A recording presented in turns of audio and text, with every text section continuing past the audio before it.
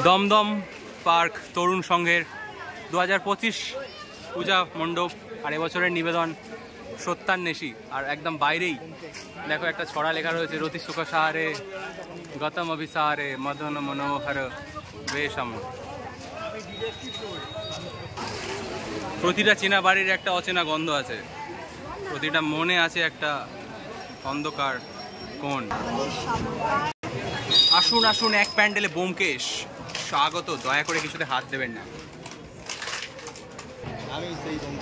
ব্যোমকেশ বক্সির বিভিন্ন গল্প, সেগুলোকে চিত্রায়ন করা হয়েছে এই প্যান্ডেলে। ব্যোমকেশ বক্সি আমাদের একটা ইমোশন।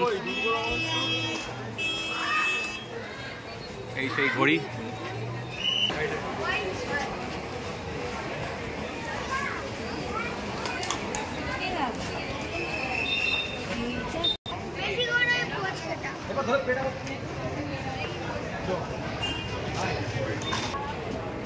মাকড়সার রস গল্পের সেই চরিত্র, যেখানে পেনের মধ্যে মাকড়সার রস মিশিয়ে নেশা করতো একটা বদমাইশ বুড়ো।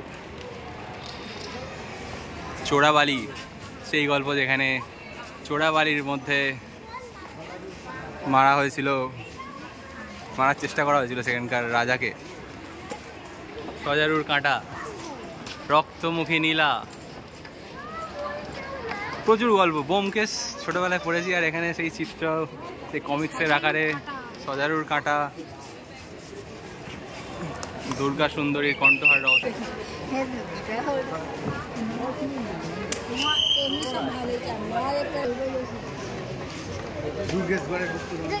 অদ্বিতীয়। উগ্র বিদ্রোহে বেশি কাজ হয় না, কেবল বিরুদ্ধ শক্তিকে জাগিয়ে তোলা হয়। বিদ্রোহের সঙ্গে সহিষ্ণুতা চাই। নিচের মাথা।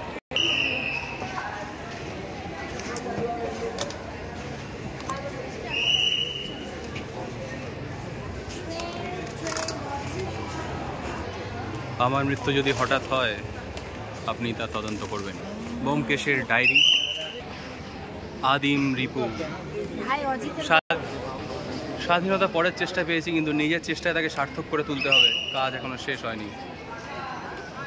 কে আছো? আমার কাছে কি চাও? শৈল রহস্যে সেই চিঠি।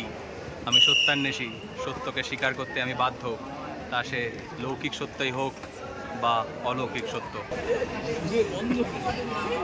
শরদিন্দু বন্দ্যোপাধ্যায় নিজে লিখেছেন যে ব্যোমকেশকে আমি কখনো এরকম ভাবিনি।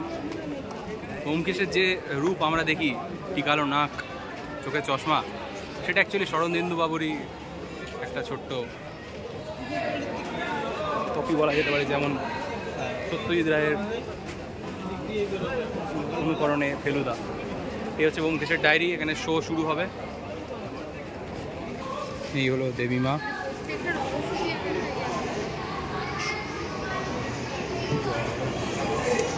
আমার কাছে আসছে না,